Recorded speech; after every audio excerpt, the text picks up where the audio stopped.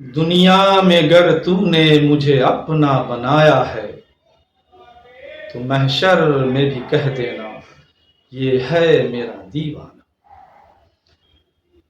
आज हम लोग 10 बेस्ट प्रॉब्लम जो IIT जेईई मेन में अब तक रिसेंटली पूछा गया है उस पर डिस्कस करेंगे। वहां से क्वेश्चंस का सॉल्यूशन तो आपको मिलेगा ही, बहुत सारा कॉन्सेप्ट भी वहां से क्लियर होगा, इसलिए इसको थोड़ा गौर से देखिए और इस कॉन्सेप्ट के हेल्प से भी अदर प्रॉब्लम को आप जो रेस्ट बच जाता है उसको सॉल्व कीजिएगा। ठीक है, तो हम लोग अब स्टार्ट करते हैं। और एक बात और बता दूं कि जब भी कोई क्वेश्चन आपको बोर्ड पे जो मैं पहले लिखता हूं, जो दिख रहा है आपको, इसको 1 मिनट का समय लेकर 2-3 बार पढ़ें, क्योंकि जब भी आप क्वेश्चंस की अंडरस्टैंडिंग ठीक से मन में ले लेते हैं तो सॉल्यूशन बहुत आसान होता है। अक्सर बच्चों को कभी कभी क्वेश्चन ही समझ में नहीं आता, इसीलिए उनको प्रॉब्लम दिखता है। लेकिन अगर क्वेश्चन समझ में आने लगे तो जिसका नाम प्रॉब्लम भले है लेकिन इसमें सॉल्यूशन दिखने लगता है। तो चलिए हम लोग स्टार्ट करते हैं। ठीक है, थैंक यू। देखिए इस क्वेश्चन में दिया हुआ है, कर रहा है ये 15 अप्रैल 2023 को जेईई मेन का क्वेश्चन है। फर्स्ट सिटिंग में आपको आया होगा इसलिए मैंने लिख दिया यहां पर। कह रहा है if alpha and beta is the orthocentre of the triangle with vertices A इतना है, बी इतना है, सी इतना दिया हुआ है, तो कह रहा है कि 9 अल्फा माइनस 6 बीटा प्लस 60 का वैल्यू क्या होगा। उसमें मल्टीपल चॉइस क्वेश्चन भी है और सिंगल चॉइस क्वेश्चन भी है। तो नीचे मैंने चॉइस को नहीं लिखा है क्योंकि हम लोग स्मार्ट बनना चाह रहे हैं और स्मार्ट बच्चा आंसर डायरेक्ट निकाल लेता है, चॉइस की हेल्प से नहीं निकालता है। ठीक है, ऐसे आपको आपके क्वेश्चन बैंक में ये चॉइस पहले से अवेलेबल भी होगा, आप इसको देख सकते हैं, मिला सकते हैं। क्लियर? खैर, मान लीजिए कि हमारा एक ट्रायंगल है जिसका नाम कुछ रख लेते हैं एबीसी, जो क्वेश्चन ही कह रहा था, रखिए एबीसी। ए का कोऑर्डिनेट आपको दिया हुआ है 3, बी का कोऑर्डिनेट आपको दिया हुआ है -1, और सी का कोऑर्डिनेट है 4, 5। ठीक है, ये आपको मालूम है। और ऑर्थो सेंटर का नाम इसने रखा है अपने हिसाब से क्या, अल्फा एंड बीटा। हम लोग पढ़ चुके हैं ऑर्थो सेंटर उसे कहते हैं जो एल्टीट्यूड का मीटिंग पॉइंट होता है, इसलिए मैं 2 एल्टीट्यूड ड्रॉ कर लेता हूं ताकि इसी से बहुत सी बात क्लियर हो जाएगी। मान लीजिए ये डी है और आपका ये है, और दोनों जहां पर मिला यही आपका ऑर्थो सेंटर है, जिसका वैल्यू बुक के हिसाब से या क्वेश्चन के हिसाब से अल्फा एंड बीटा है। क्लियर हो यहां तक? अब देखिए इसको देख करके थोड़ा सा एनालिसिस कीजिए कि ऑर्थो सेंटर निकालने का इजी प्रोसेस मैंने आपको क्या बताया था। तो मैंने बताया था कि ये क्या है, ये 2 स्ट्रेट लाइन का मीटिंग पॉइंट है। इसका मतलब है कि अगर हम इन दोनों स्ट्रेट लाइन की इक्वेशन को यानी बीई और एडी जो लाइन है इसके इक्वेशन को फाइंड कर लेते हैं और उसको सॉल्व कर देंगे तो उसका जो इंटरसेक्टिंग पॉइंट है अल्फा बीटा वो हमारा मिल जाएगा। क्लियर है? फिर उस वैल्यू को हम लोग इसमें इक्वेशन में पुट कर देंगे और आफ्टर कैलकुलेशन जो हमारा आंसर है वो आ जाएगा। क्लियर है? अब कैसे करेंगे? तो सबसे पहले ऐसा करो, बीसी का स्लोप तो निकाल सकते हैं, 2 पॉइंट मालूम है तो, ठीक है ना। तो आप लिखो यहां सॉल्यूशन में क्या लिखेंगे, हम लोग सॉल्यूशन में लिखेंगे स्लोप ऑफ बीसी कितना होगा, बोलिए। होता है ना y2 माइनस y1 यानी 5 माइनस 2 हो जाएगा। y कितना 4 और माइनस माइनस प्लस 1, तो 4 प्लस 1 हो गया, दैट मीन्स 3/5। ये स्लोप हो गया किसका, बीसी का। और जब बीसी का स्लोप मालूम हो गया तो एडी का स्लोप निकालना बहुत आसान है, क्योंकि एडी जो है वो बीसी पर परपेंडिकुलर है। तो आप जानते हैं स्लोप के रूल के हिसाब से कि अगर 2 लाइन एक दूसरे पर परपेंडिकुलर होता है तो उनके स्लोप का प्रोडक्ट कितना वैल्यू देता है, -1। क्लियर है? तो आप अगर थोड़ा देर के लिए स्लोप ऑफ एडी को m1 मान ले तो आप क्या लिख सकते हैं, m1 into 3/4 is equal to -1। Therefore m1 का वैल्यू कितना आ जाएगा, -5 है ना, ये 5 है, ये 5। ठीक है, तो कितना आ जाएगा m1 का वैल्यू, बोलिए -5/3। ये ऊपर चला गया, मल्टीपल होकर के आ गया वैल्यू, इतना समझ में आ गया, m1 मिल गया। अच्छा, आप ये भी जानते होंगे कि अगर किसी लाइन का स्लोप मालूम हो और उसका एक पॉइंट मालूम हो तो हम लोग आसानी से उस लाइन का इक्वेशन फाइंड कर सकते हैं। क्लियर है? तो स्टार्ट करते हैं, कैसे करेंगे, किसका इक्वेशन निकाल रहे हैं हम लोग, क्योंकि हमको एडी का स्लोप मालूम हो गया और एडी पर एक पॉइंट भी मालूम है, इसलिए इक्वेशन ऑफ एडी यहीं से निकाल लेते हैं हम लोग। ठीक है, तो एडी का इक्वेशन कितना हो जाएगा, y माइनस y1 हमारा कितना है बोलिए, इसमें -7 यानी +7 हो गया, बाई x माइनस x1 यानी x minus 3 is equal to slope, और ये जो m1 माने थे ये स्लोप एडी का ही था, इसलिए उसके बदले में क्या लिखेंगे, -5/3। आफ्टर क्रॉस मल्टीप्लाई कर देते हैं इसको हम लोग। ठीक है ना, यहां से शुरू करें, तो जब क्रॉस मल्टीप्लाई कर देंगे हम लोग इसको तो क्या मिलेगा आपको बोलिए, मल्टीप्लाई करते हैं तो हो जाएगा -5x minus minus +15 is equal to 3y + 21। Overall आप क्या लिख सकते हैं इसमें बोलिए, लिख सकते हैं -5x minus 3y is equal to 21 minus 15 is equal to 6। यानी इसका इक्वेशन जो है वो आपके पास आ गया कितना, अगर हम लोग सब में माइनस कॉमन ले लें, ठीक है, तो क्या मिल जाएगा हमें, 5x plus 3y equal to कितना, ये +6 जो था वो -6 हो गया। ये इक्वेशन हमारा फर्स्ट है, यहां तक कोई दिक्कत नहीं है, तो इतना पहले आप नोट कर लीजिए, क्योंकि बोर्ड भर चुका है, इसको साफ करना है। क्लियर, चलिए आपने नोट कर लिया। अब उसी तरह से हम लोग AC का स्लोप मालूम कर लेते हैं, फिर BE का इक्वेशन मालूम कर लेंगे। ठीक है ना, तो स्लोप ऑफ AC हमारा कितना होगा बोलिए, स्लोप ऑफ AC हमारा होगा, स्लोप ऑफ AC हमारा होगा कितना बोलिए, क्या लिख सकते हैं इसमें, लिख सकते हैं 5 माइनस -7 यानी 5 + 7 हो गया, बाय कितना 4 माइनस 3 दैट मीन्स 12/1, तो 12 भी रह गया। ठीक उसी तरह से हम लोग अब BE का स्लोप मालूम करना चाहेंगे, तो मान लेते हैं थोड़ा देर के लिए BE का स्लोप m2 है, तो क्या लिखेंगे, m2 × 12 इक्वल टू कितना -1, क्योंकि यहां भी ये लाइन से परपेंडिकुलर है, तो फिर दोनों के स्लोप का प्रोडक्ट -1 ही होगा। So m1 is equal to what, -1/12, यानी B का स्लोप मालूम हो गया। दैट मीन्स अब हम लोग B का इक्वेशन मालूम कर सकते हैं। ठीक है, तो अब बताओ बेटा कि इक्वेशन ऑफ BE अगर निकाला जाए तो क्या मिलेगा, तो यहां लिखते हैं, है ना, क्या होगा, y माइनस y1 यानी कितना है 2 बाई x माइनस x1 कितना बोलिए, minus minus +1 equal to slope यानी -1/12। ओवरऑल इसको क्या लिखेंगे हम लोग, तो मल्टीप्लाई करेंगे तो लिखेंगे -x minus 1 equal to 12y minus 24 और -x minus 12y equal to -24, आइए उस साइड जाके +1 दैट मीन्स -23 हो गया।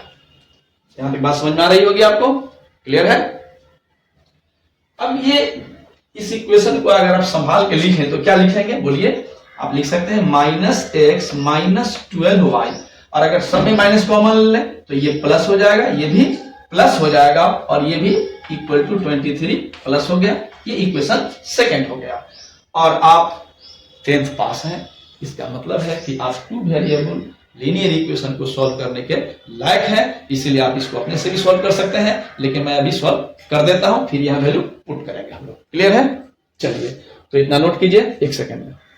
चलिए अब हम लोग इक्वेशन फर्स्ट को कोशिश करते हैं कि यहाँ 12y है ना, और ये 3y है, तो 4 से मल्टीपल कर दें तो कितना आ जाएगा, ये हो जाएगा 20x, डायरेक्ट लिख दे रहा हूं 20x plus 4 3 = 12y equal to कितना, आप 4 से कर रहे हैं तो -24 हो जाएगा ये।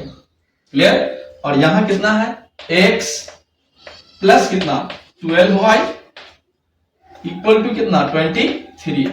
अब हम लोग क्या करेंगे, क्योंकि दोनों प्लस में है इसलिए माइनस करेंगे, तो ये माइनस हो गया, ये भी माइनस हो गया, दैट मीन्स यहां बचेगा 19x, और ये दोनों कैंसिल हुआ, इक्वल टू कितना बोलिए, माइनस आप कर रहे हैं और माइनस ये पहले से था नहीं, प्लस था तो हमने माइनस कर दिया है, इसलिए माइनस माइनस प्लस होगा तो कितना हो जाएगा 7 और 4 -47, दैट मीन्स x का वैल्यू हमारा आ गया -47/4। 19 जो कि अल्फा कहलाएगा, यही x के प्लेस पर है। क्लियर है? यानी इसी को डायरेक्ट आप अल्फा भी कह सकते हैं। ठीक उसी तरह से आप इक्वेशन फर्स्ट में x का वैल्यू पुट करके बीटा निकाल सकते हैं, यानी y निकाल सकते हैं। वो कितना होगा देखिए, तो x के वैल्यू को क्या लिखेंगे, -47/19 प्लस 12y इक्वल टू कितना, 23। So 12y equal to what, 23 plus हो गया 47/19। क्लियर है? और अब पहले इसका एलसीएम ले लेते हैं हम लोग, है ना। तो कितना हो जाएगा इसका वैल्यू, बोलिए। इसका वैल्यू हो जाएगा ओवरऑल इसका जब एलसीएम लेंगे तो एलसीएम तो 19 ही रहेगा। ठीक है, आप इसको क्या कीजिए, इसके नीचे 1 छुपा हुआ है तो आप इतना तो कैलकुलेशन जानते हैं, है ना। इसको 19 से मल्टीप्लाई कीजिए, कितना हो जाएगा, 19 3 जब 57 होता है तो 7 लिखिए, 5 रेस्ट में है, और 19 2 जब 38 है ना, तो 38 है और 5 है ना, तो 43 हो गया। क्लियर है? 5 ही हाथ में था, 57 5 था और यहां 38, तो 38 में 5 ऐड करेंगे तो 43 हो गया। क्लियर? प्लस 47 ओवरऑल कितना आ जाएगा, ये आ जाएगा हमारा, बोलिए इसको प्लस कीजिए तो 14 1 बच गया, 5 3 8 हो गया, और ये 4 ऑलरेडी है। बाई में आएंगे तो कितना है, इसके 19 है। सो अगर हम इसमें y का वैल्यू फाइंड करना चाहें तो क्या मिलेगा, 484/19 इंटू 12 आ गया। क्लियर है? अब इसको कैंसिल कर सकते हैं 4 से, तो कितना हो जाएगा, बोलिए 4 1 2 4 1, यानी 4 3 जा 12, दैट मींस 121 बाय कितना, 57। This is the value of y, that means ये बीटा का वैल्यू हो गया। क्लियर है? यानी अल्फा और बीटा हमें दोनों मालूम हो गया। अब हमारी क्या ड्यूटी है कि हम लोग जो पूछा गया है जो इक्वेशन का वैल्यू, उसमें अल्फा और बीटा का वैल्यू पुट कर दें और उसको सॉल्व कर देंगे तो उसका आंसर आ जाएगा। ऐसे आप लोग इसको पहले अपने से सॉल्व कीजिए, फिर हम इसको बोर्ड पे बना भी देते हैं, लेकिन आप खुद भी चॉइस को देखिए कि आपके सॉल्यूशन से कौन सा चॉइस वैरी करता है। क्लियर है? ओके, चलिए हमारा वैल्यू है 9 अल्फा। अल्फा का वैल्यू कितना लाए हम लोग, -47/19 -6 इंटू बीटा। बीटा कितना लाए थे, 121/57 प्लस 60। क्लियर है ना। अब क्या करेंगे हम लोग, इसका एलसीएम ले लीजिए। तो इसका एलसीएम ले लेंगे तो कितना बचेगा आपको, 57 ही एलसीएम होगा, इससे 3 टाइम लगेगा, तो 3 इंटू 19, 3 इंटू 9 27, 27 इंटू 47 कर लीजिए, और माइनस है तो माइनस लगा देंगे। तो देखते हैं 7 इसको मल्टीपल कीजिए तो कितना आता है, देखिए आप लोग,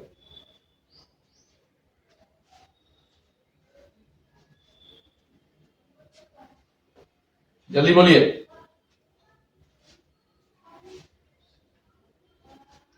इसका वैल्यू आएगा 1269, एग्जैक्ट करेक्ट है। माइनस इसको इसका कितना आ जाएगा, बोलिए। इससे तो 1 ही टाइम लगेगा, तो 6 से मल्टीप्लाई होगा तो 6 2 6। क्लियर है ना। और प्लस कितना होगा, ये मल्टीपल होगा 57 से, कितना हो जाएगा, बोलिए।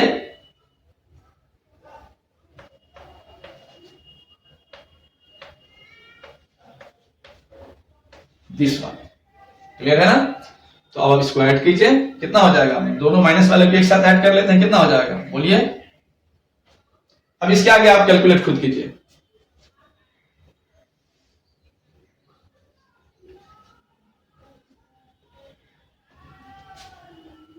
6 2 1 बचा हुआ था ना, यहां 7 हो जाएगा। ओके ठीक है, कितना हो जाएगा, ऐड कीजिए। 6 और 9 कितना हो जाएगा,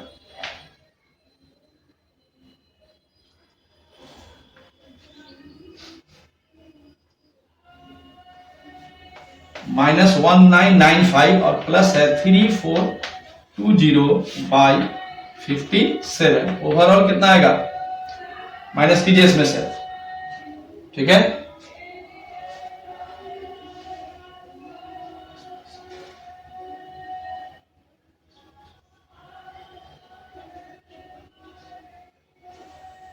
कितना जाएगा,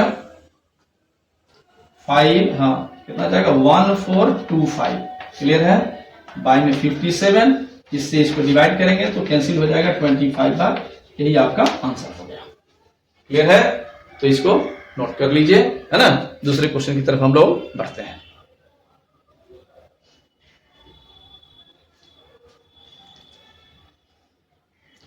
क्वेश्चन को देखकर डरिए मत, पढ़िए। क्या मैं बोल रहा हूं? क्वेश्चन को देखकर डरिए मत, पढ़िए, क्योंकि दुनिया में किसी और के प्रोग्रेस पे लगाम लगाई जा सकती है, लेकिन यूथ यानी नौजवान यानी स्टूडेंट और किसी भी फील्ड में जो यंग लोग काम कर रहे हैं, उनके प्रोग्रेस पे लगाम नहीं लगाई जा सकती, क्योंकि लगाम सिर्फ घोड़ों पे लगाई जाती है, शेरों पे नहीं। ठीक है। तो डरिए मत। इसको हम लोग देखते हैं क्या करते हैं, है ना। क्वेश्चन क्या था आपका? A triangle, a vertex at 1 2 and the point of the two sides through it, this one, then the point of the triangle is, क्या है ना। ठीक, निकालना है। मिड पॉइंट ये सब दिया हुआ। अब नॉर्मल एक डायग्राम बना लेते हैं। ये क्वेश्चन 2019 सेकेंड शिफ्ट का पूछा हुआ है।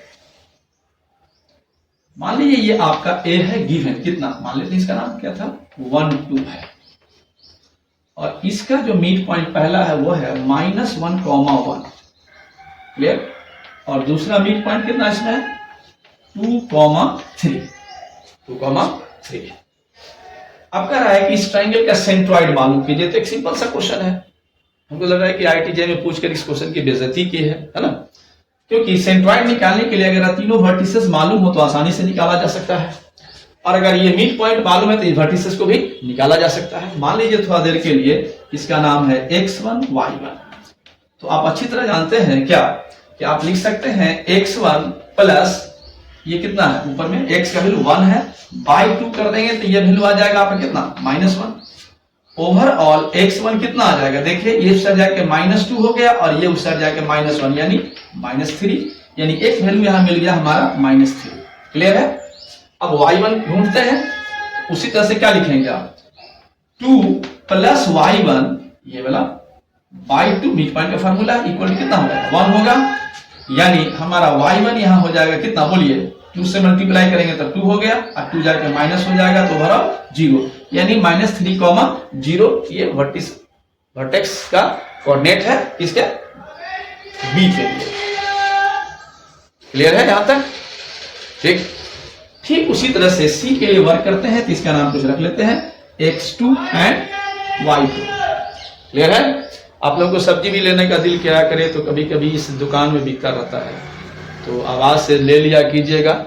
इसको इरिटेशन मत लीजिएगा, हरी सब्जी है, लेते रहिए खाते रहिए। ठीक है। चलिए आगे बढ़ते हैं।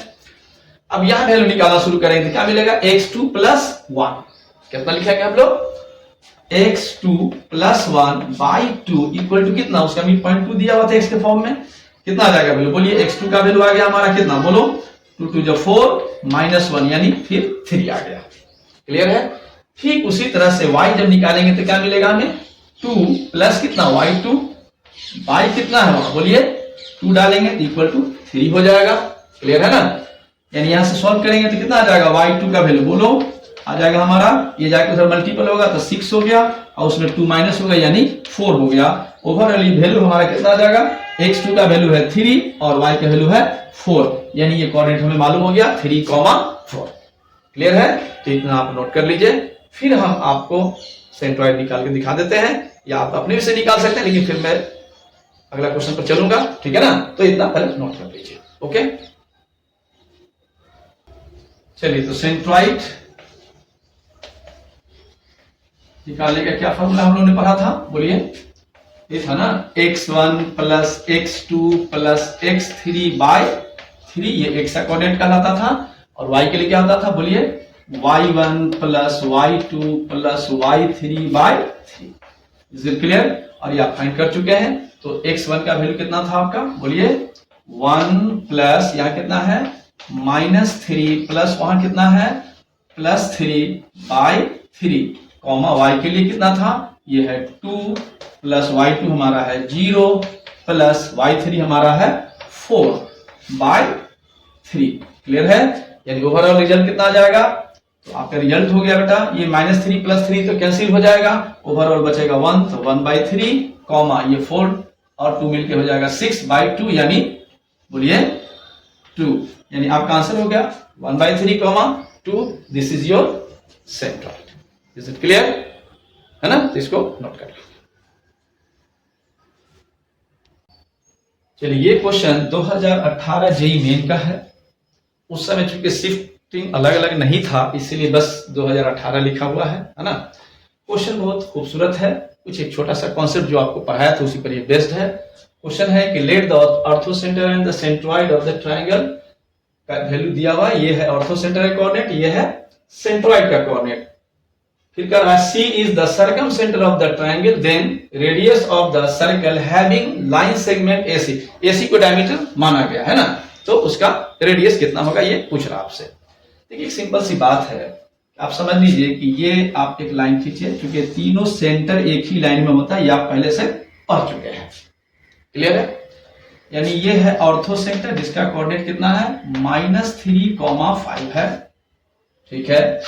दूसरा ये है आपका क्या, बोलिए बी क्या था, सेंट्रॉइड था, तो सेंट्रॉइड कितना है आपका, बोलिए 3,3 है।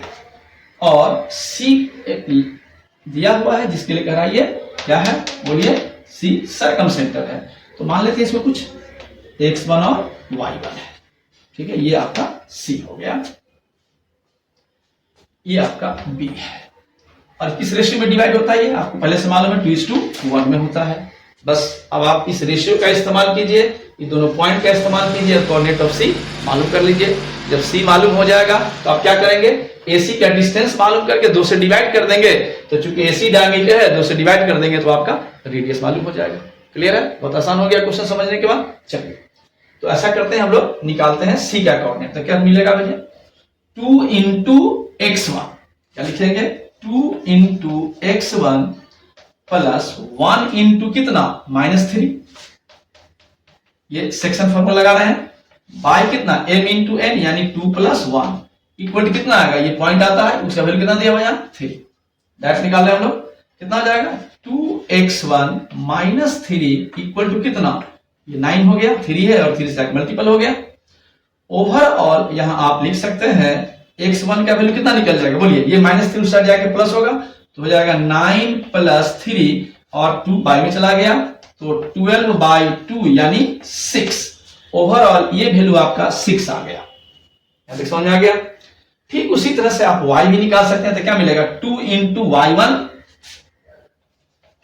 y1 प्लस कितना 1 × 5, क्योंकि n पता ना mx2 + nx1 उसी फर्क चल रहा है ना, तो 1 × 5 बाई कितना m + n यानी 2 + 1 इक्वल टू कौन, जो इसके बीच में पॉइंट होता था वो भी 3 ही दिया हुआ है।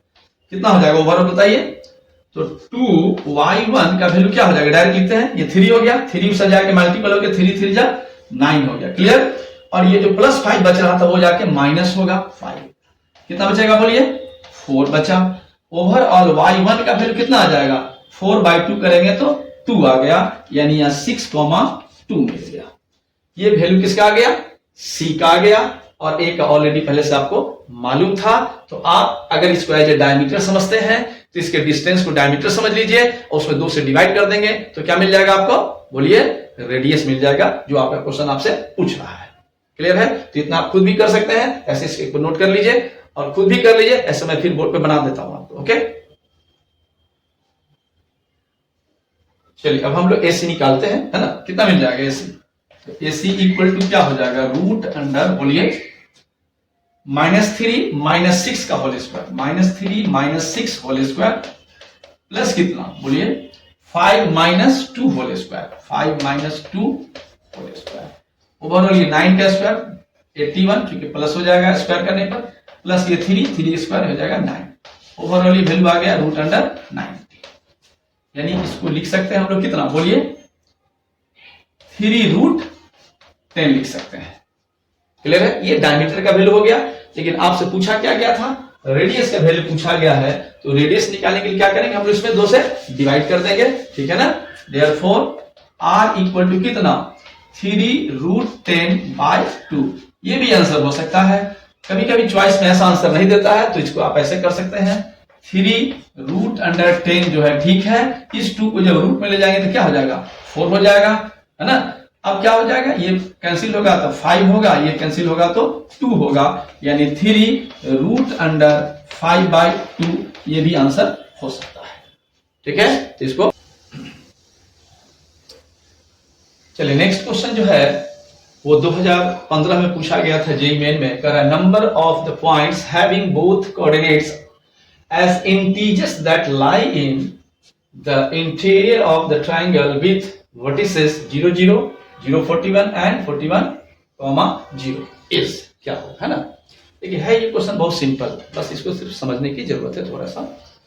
मान लीजिए कोऑर्डिनेट जो दिया है उसके हिसाब से ट्रायंगल हम लोग फॉर्म कर लेते हैं पहले। ठीक है, मान लीजिए ये आपका एक्स एक्सिस है और ये वाई एक्सिस है। ठीक है,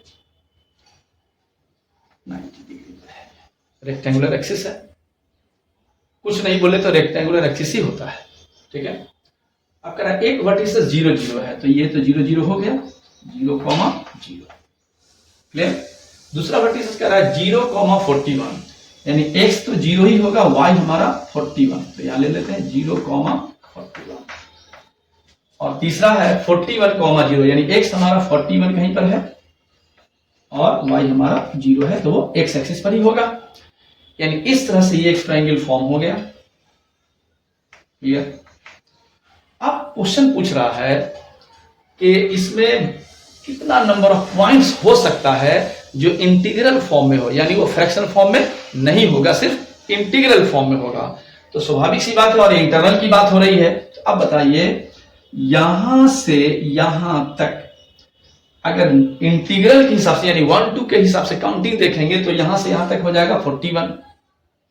ठीक है, और उसके बीच में है दैट मीन्स कितना बचेगा, बोलिए 39, क्योंकि ये खुद नहीं रहेगा उसमें शामिल, इंटरनल है तो, और ये शामिल नहीं होगा तो इसके बीच में कितना बचा पॉइंट 39। यानी आप 39 पॉइंट इस पर ऐसे ऐसे ऐसे ऐसे ऐसे ऐसे ले सकते हैं, 39 पॉइंट। क्लियर है।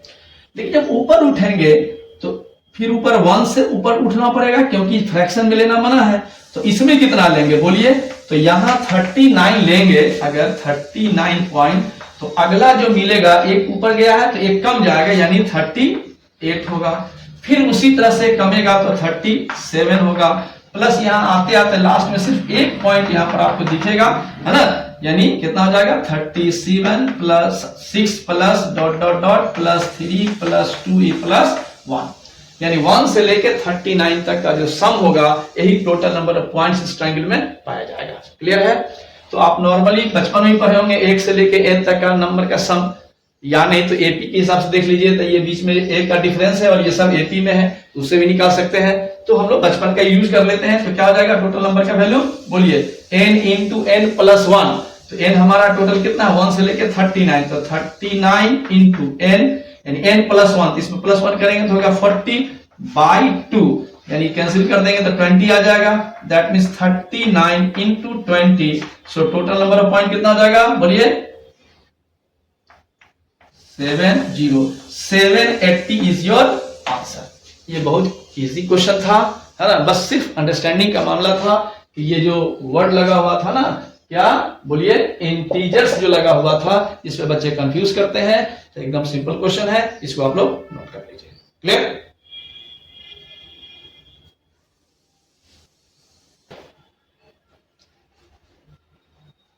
ये क्वेश्चन 2020 का है, ये फर्स्ट सिटिंग में हुआ था 4 सितंबर 2020, फर्स्ट सिटिंग का ये क्वेश्चन है। इसको थोड़ा सा देखा जाए क्या है। कह रहा है a triangle ABC lying in the first quadrant, यानी कोई ट्रायंगल है जो फर्स्ट क्वाड्रेंट में लाई कर रहा है, यानी क्वाड्रेंट आप बना लीजिए पहले। ठीक है, मान लीजिए एक्स एक्सिस है ये वाई एक्सिस है, फर्स्ट क्वाड्रेंट में है यानी इसमें बनेगा, ये तो क्लियर है। has 2 vertices as a का वैल्यू दिया हुआ है 1, 2, हो सकता है 1 कुछ आगे हो, है ना, और y का वैल्यू 2 है यानी ऊपर, यानी ये कोई पॉइंट यहां हो सकता है, इसका नाम a है 1, 2। क्लियर हो गया। फिर कह रहा है b 3, 1, तो अगर x 1 यहां है तो 3 कहीं ज्यादा दूर होगा, और y का वैल्यू 1 है तो ऊपर ही नीचे रह जाएगा, यानी ये वैल्यू हो गया हमारा b, ये हमारा है 3,1। क्लियर है, इतना समझ में आ गया। अब क्या कर रहा है, इफ द एंगल BAC, तो BAC यानी ज्वाइन करते हैं इसको पहले, तो BAC नीचे नहीं लेना है, क्यों, क्योंकि दूसरे क्वाड्रेंट में जाने की संभावना बच जाएगी, है ना, इस ऊपर ही ले लीजिए, ताकि फर्स्ट क्वाड्रेंट को मेंशन कर दिया है तो ये ले लीजिए, फर्स्ट क्वाड्रेंट है ये आपका। ये एंगल आपको क्वेश्चन में कर रहा है वो 90 डिग्री है। क्लियर है, इसका नाम C है, इसी का नाम C है। ठीक हो गया, BAC इज 90 डिग्री। इस तरह से एक आपका ट्रायंगल फॉर्म हो गया ABC, इसको ज्वाइन कर देते हैं तो ट्रायंगल का नाम हो गया क्या, ABC एक ट्रायंगल है। क्लियर दिख रहा है आपको। अब इसमें कह रहा है कि इस C पॉइंट का जो है आप सीसा निकालना है। ठीक है, तो आप इसका कोऑर्डिनेट मान लीजिए कुछ, याद रखिएगा जो गिवन होता है वो कभी XY नहीं होता है, वो X1, X2, Y1, Y2 पहले भी बता चुके हैं, ऐसा होता है। लेकिन जो आप अपने मन से लेट करते हैं उसका वैल्यू X और Y होता है, यानी X और ये Y है। क्लियर हो गया यहां तक समझ में आ रहा है। चलिए, अब कह रहा है कि यानी ये X का वैल्यू आपसे पूछ रहा है कितना होगा, कब, जब इसका एरिया ऑलरेडी गिवन है 5√5² यूनिट। क्लियर, यहां तक समझ में आ गया। तो अब समझिए, ये तो राइट एंगल ट्रायंगल दिख रहा है क्योंकि 90 डिग्री है, तो area of triangle half base into height होगा। तो एक साइड तो आपको मालूम दिख रहा है AB, कितना हो जाएगा, निकाल लेते हैं हम लोग। AB हमारा कितना होगा बोलिए, AB हो जाएगा रूट अंडर कितना, 3 - 1 का होल स्क्वायर। क्लियर है, प्लस कितना 1 - 2 होल स्क्वायर। ओवरऑल ये 2 बचा, स्क्वायर करेंगे तो 4 होगा, और यहां -1 बचेगा, स्क्वायर करेंगे तो +1 होगा, यानी ओवरऑल ये वैल्यू √5 आ गया, √5 आ गया, यानी AB आपका √5 है। यहां तक कोई दिक्कत नहीं है। अब एरिया ऑफ ट्रायंगल क्या होता है, तो एरिया ऑफ ट्रायंगल आपका दिया हुआ ऑलरेडी कितना है इसमें बोलिए, 5√5, तो 5√5 ये area of triangle. Area of triangle होता है हाफ बेस इंटू हाइट, तो बेस आपका √5 मालूम हो चुका है यहां से, और हाइट यानी AC ये आपको मालूम करना है, AC। ठीक है, AC मालूम करना है। अब बताइए AC कितना हो जाएगा, तो ध्यान दीजिए, ये √5 से ये √5 कैंसिल हो सकता है, और ये इस साइड जाएगा तो हो जाएगा मल्टीपल होकर 10, यानी AC का वैल्यू 10 आ गया। इसको इक्वेशन मानकर छोड़ दीजिए। क्लियर है, यानी ऑलरेडी AC मालूम हो गया आपको, यहां तक कोई दिक्कत नहीं है। चलिए, तो इतना आप पहले नोट कीजिए, फिर हम आपको X निकाल कर दिखाते हैं। क्लियर,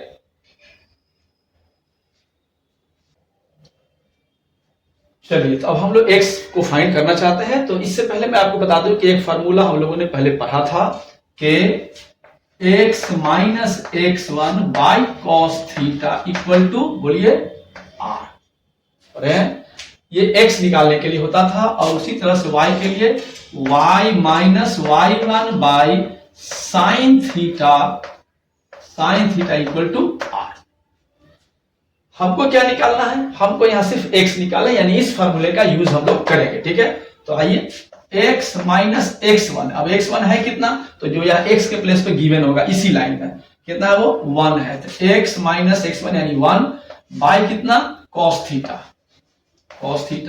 इक्वल टू R कितना है दिया हुआ आपको, 10 दिया हुआ है। इतना समझ में आ गया। अब सवाल उठता है कि कितना हो जाएगा X का वैल्यू, तो X इक्वल टू कितना हो जाएगा बोलिए, ये उस साइड मल्टीपल होगा, यानी 10 cos थीटा, और ये 1 माइनस में था तो उस साइड जाके +1 हो गया, यानी X का वैल्यू हो गया 1 + 10 cos थीटा। क्लियर, अब यह कि cos थीटा कितना होगा यहां से कैसे पता चलेगा, तो पता चल सकता है कैसे, क्योंकि मुझे tan मालूम हो सकता है। देखिए, ये 2 पॉइंट मालूम है आपको, तो इन दोनों की हेल्प से AB का स्लोप मालूम कर सकते हैं हम लोग। ठीक है ना, तो AB का स्लोप कितना होगा यहां से देख लेते हैं, बोलिए कितना हो जाएगा, स्लोप ऑफ AB कितना होगा बोलिए, AB यानी 1 - 2 बाई कितना 3 - 1 यानी ओवरऑल -1/2। क्लियर है, ये स्लोप किसका आ गया, AB का, और AB पर ही AC परपेंडिकुलर है, इसका मतलब AC भी निकाल सकते हैं हम लोग। तो स्लोप ऑफ AC कितना होगा बोलिए, अगर हम यहां से सोचें कि अगर हम लोग यहां इसको ले आते हैं इधर, ठीक है, तो क्या करेंगे हम लोग, AC के स्लोप को मान लो कुछ देर के लिए m, तो m इंटू कितना -12 इक्वल टू -1, क्योंकि जब लाइन परपेंडिकुलर होता है तो क्लियर आपको मालूम है कि दोनों के स्लोप का प्रोडक्ट -1 होता है। सो m निकालना चाहेंगे तो आपको क्या मिल जाएगा, माइनस से माइनस कैंसिल हो गया, ये 2 इधर चला गया, 2 हो गया, यानी tan थीटा हो गया कितना आपका 2। तो जब tan मालूम है तो cos मालूम कर सकते हैं, है ना, कितना हो जाएगा cos, बोलिए, दिमाग लगाइए थोड़ा सा। क्लियर है कि tan है तो ये p/b है, यानी p आपका 2 है, b आपका 1 छुपा हुआ है, तो यहां से शायद आप h निकाल सकते हैं, तो h कितना हो जाएगा √p², यानी 2 का स्क्वायर प्लस 1 का स्क्वायर, यानी 4 + 1, यानी रूट है तो √5 आ गया, ये h का वैल्यू हो गया। क्लियर यहां तक कोई दिक्कत नहीं है। तो इतना आप नोट करो, ये नोट करो, इसको मिटा करके और यहाँ पर डायरेक्ट वैल्यू पुट कर देंगे, वही x का वैल्यू हो जाएगा, यही आपका आंसर होगा। क्लियर है, तो इसको आप 1 सेकेंड में नोट कर लीजिए, है ना, फिर हम इसको मिटाते हैं, नीचे वाले पार्ट को नोट कर लीजिएगा, क्योंकि यहाँ पर वैल्यू पुट करेंगे, और नहीं तो आपको मालूम ही हो गया, कैसे बता रहा हूं, 1 + 10 cos थीटा, cos होता है कितना b/h, और बताओ इसमें b कितना था 1 था, और h कितना आया आपका √5, तो 1/√5, यानी 1 + 10 × 1/√5, उसी को सॉल्व कर लीजिएगा, जो बचेगा वो आपका आंसर हो जाएगा, लेकिन हम कर देते हैं आपको, ठीक है, तो इतना आप नोट कर चुके हैं, इसको हम साफ कर देते हैं, ठीक है। तो कितना हो जाएगा बोलिए 1/√5, है ना, यानी x इक्वल टू हमारा हो गया 1 + 10 × cos b/h, तो b कितना था आपका बोलिए 1, h हमारा निकला है √5। आप ऐसा करो, लिखो 1 प्लस, इसको लिख सकते हैं 5 × √5 × √5, सॉरी 2 × 5 10 होता है, तो 5 को लिख सकते हैं √5 × √5, ये 5 हो जाएगा, और × 2 करेंगे तो ये 10 हो जाएगा, और इंटू में 1/√5 पहले से है ये वैल्यू, एक √5 से एक √5 कैंसिल हो गया, ओवरऑल बचा कितना, x का वैल्यू 1 + 2 √5 इज योर एब्सिसा, क्योंकि x को ही हम लोग एब्सिसा कहते हैं, यही आपके कोई चॉइस में होगा, यही आपका आंसर हो गया। क्लियर हो गया, चलिए, तो आज हम लोग इतना ही क्वेश्चंस पे इस क्लास को रोक देते हैं। नेक्स्ट लेक्चर में जो रेस्ट क्वेश्चन है उस पर हम लोग डिस्कस करेंगे, तब तक इसको एंजॉय कीजिए और अपने माँ बाप की खिदमत कीजिए। Thank you very much.